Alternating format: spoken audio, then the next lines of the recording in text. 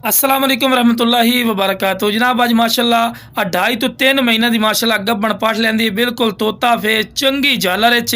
ਤੇ ਖੂਬਸੂਰਤ ਚੀਜ਼ ਨੇ ਮਾਸ਼ਾਅੱਲਾ ਨਿਆਬ ਤੋਹਫਾ ਨੇ ਤੇ ਮੂੰਹ ਜਨਾਬ ਚਾਰ ਦੰਦ ਦੇ ਤੇ ਮਾਸ਼ਾਅੱਲਾ ਕੰਨਾਂ ਦੇ ਲਾਪਰ ਵਿੱਚ ਵੀਰਾ ਚੈੱਕ ਕਰ ਸਕਦੇ ਨੇ ਚੰਗੇ ਲੰਬੇ ਕੰਨ ਔਰ ਮਾਸ਼ਾਅੱਲਾ ਡਬਲ ਹੱਡੀ ਮਾਸ਼ਾਅੱਲਾ ਬਿਲਕੁਲ ਬਰੀਕ ਪਸ਼ਮ ਦੇ ਵਿੱਚ ਚੌੜੀ ਛਾਤੀ ਦੇ ਵਿੱਚ ਹੀ ਨੇ ਵੀਰਾ ਤੇ ਪਹਿਲੇ ਸੂਏ ਦੇ ਵਿੱਚ 2.5 ਤੋਂ 3 ਮਹੀਨੇ ਦੀ ਮਾਸ਼ਾਅੱਲਾ ਗਰੰਟੀ ਸ਼ੁਦਾ ਗੱਭਣ ਪਾਰਟੀ ਨੇ ਤੇ ਲਓ ਵੀਰਾ ਇਸ ਤੋਂ ਬਾਅਦ ਤੁਹਾਨੂੰ ਹਵਾਨਾ ਚੱਡਾ ਵੀ ਵਿਖਾਈ ਨੇ ਮਾਸ਼ਾਅੱਲਾ फेस ब्यूटी भी तुम चेक कर सकते हैं। लो मेरा हवाना चड्डा ही माशाल्लाह बना रही है चेक कर सकते हैं। तो भी पता कि पहले सूरज माशाल्लाह पे और चंगा माशाल्लाह हवाना चड्डा बने से क्योंकि मोटी तनिया दे विच